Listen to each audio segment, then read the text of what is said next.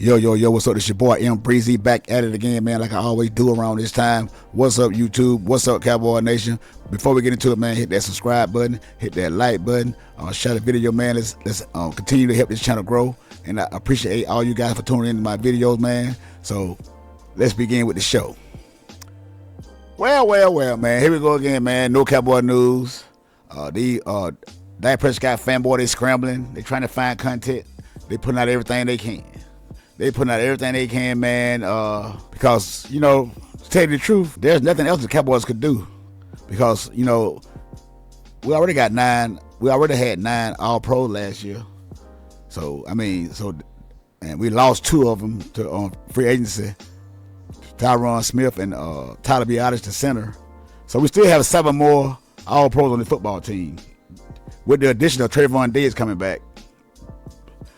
Deron Bland can feel the other corner over there, I think, because they haven't signed Stephon Gilmore back yet. So I'm quite sure they're going to put Deron Bland on that other corner over there.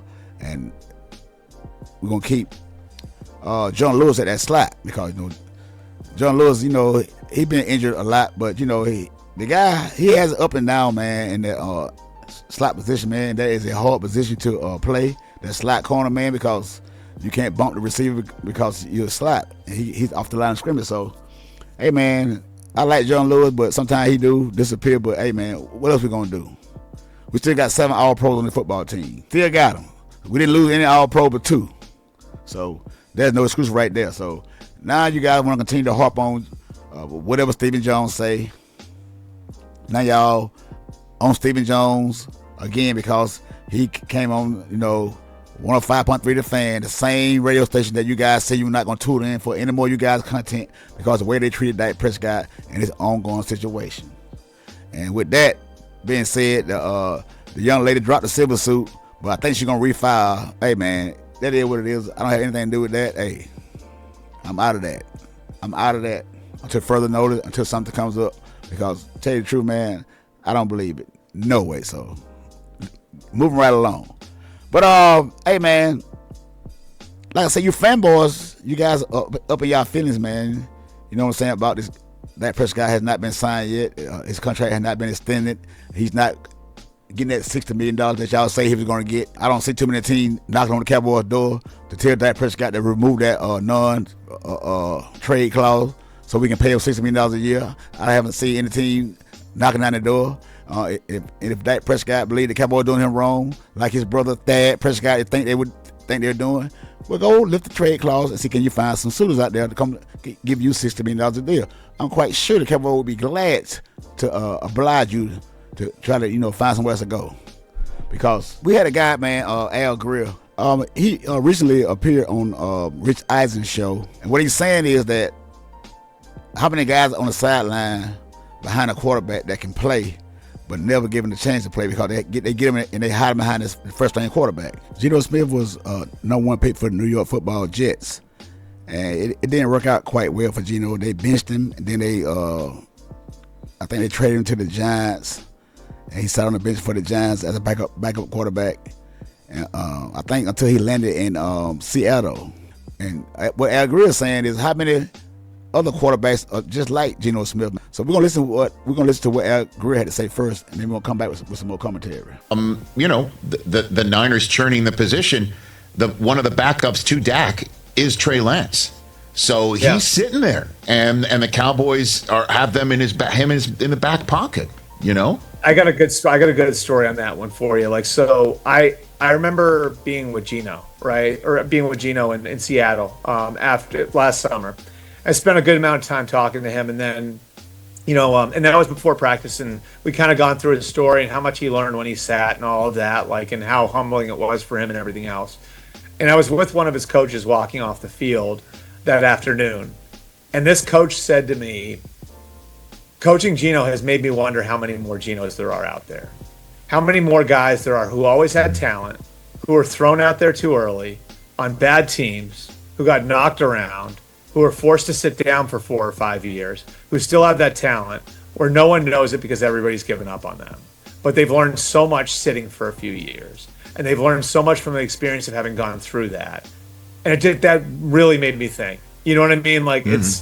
think of all the guys and how the league chews up these guys and spits them out, and how many guys are thrown into bad circumstances or play too early because the coach's job's on the line, whatever it is, and like how many guys are there out there like that?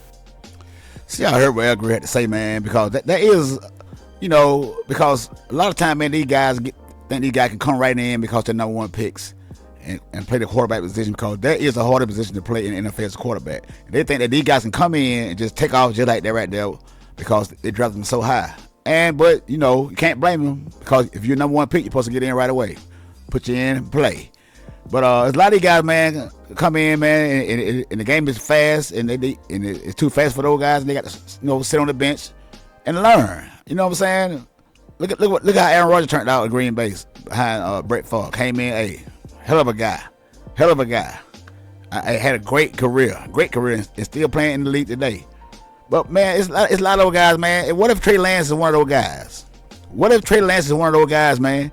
Because Dak Prescott has had his opportunities, man. Going to 9 years, man. This guy hasn't got it right yet. I don't care what you fanboys say. This guy ain't gonna get it right. And I'm tired of y'all trying to compare him to Peyton Manning. To Peyton Manning, then win the Super Bowl to his 9th year. Well, this is gonna be Dak Prescott's 9th year. He gonna be going in without no extension on his contract. So he's gonna be a proven year for Dak Prescott. And look, like I said, we still got 9 with 7 All Pros. We lost 2: Tyron Smith, Tyler Biadasz. So Trayvon Diggs coming back on the defense side of the ball. We got the draft coming up this year. We got our third round pick last year, the linebacker out of Texas, Overshawn. He's coming back. Hey man, you never know what you'll get this draft. But remember when Cam Newton called Dak Prescott a game manager? You guys were all over Cam Newton. Y'all criticized this guy to the fullest. Y'all talk about it. He was a has-been football player. He couldn't win the big game.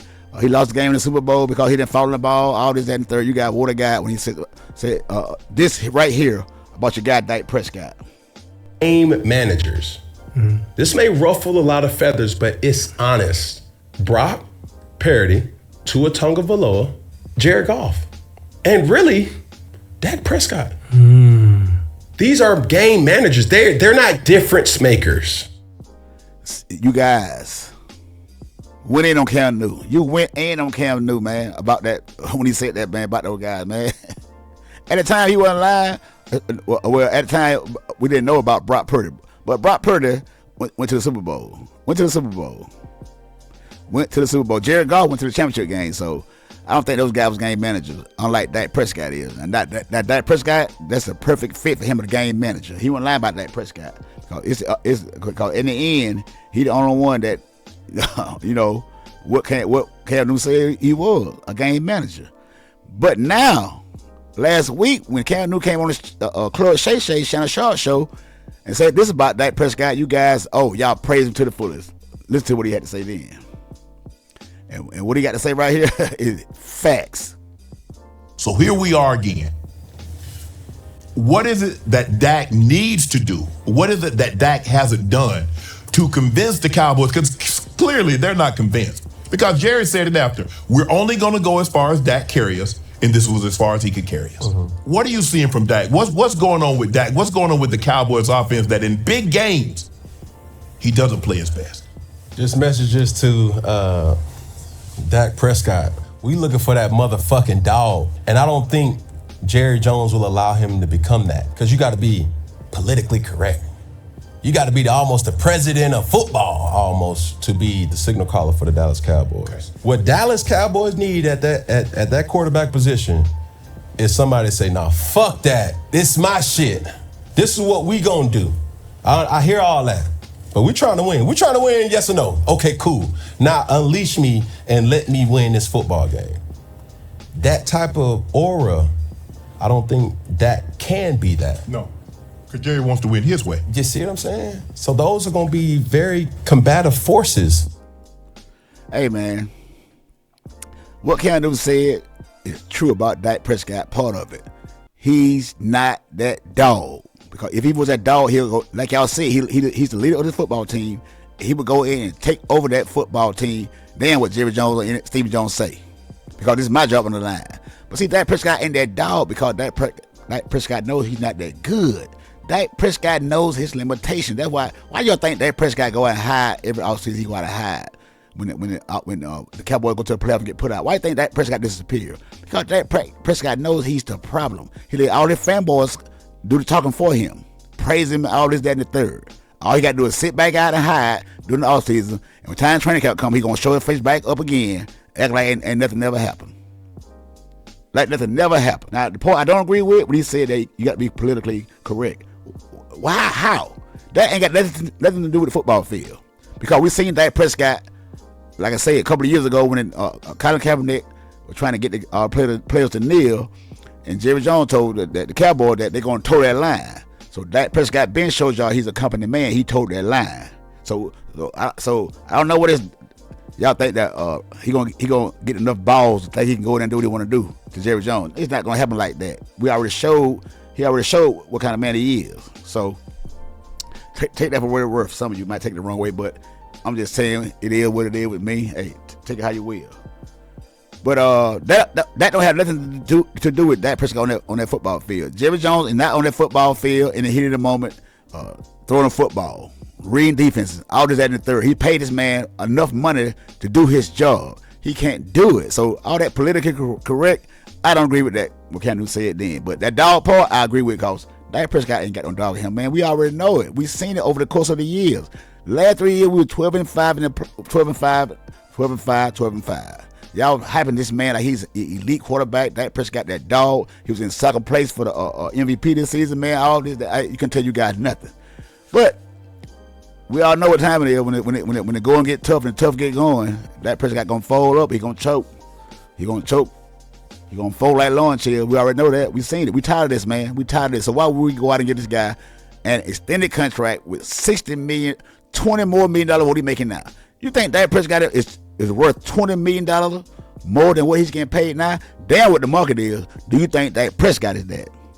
I don't think he is. So, hey, man, you Dak Prescott fanboy can stay in your feelings and keep putting out content that's irrelevant and keep putting these clickbait thumbnails up, trying to clickbait people in, you're lying, man. There's nothing else to talk about. Your guy's not signed yet. The most important thing for the Dallas Cowboys right now in the offseason is signing the quarterback Dak Prescott, and they haven't done it yet. You guys are scrambling all over the place. And I love it. Stick to your guns, Stephen and Jerry Jones. Stick to your guns. Hey, don't listen to these fanboys. They're irrelevant because they're up and they're down and they're bipolar. They don't know what's going on. They're all over the place, man. Hey, man, but like I say, hit that subscribe button, hit that like button, man. Share the video, leave a comment down below, man, and tell what you got to think about, man, this Dak Prescott situation, man. You know what I'm saying? Until next time, it's your boy M Breezy, and I'm out. Holla.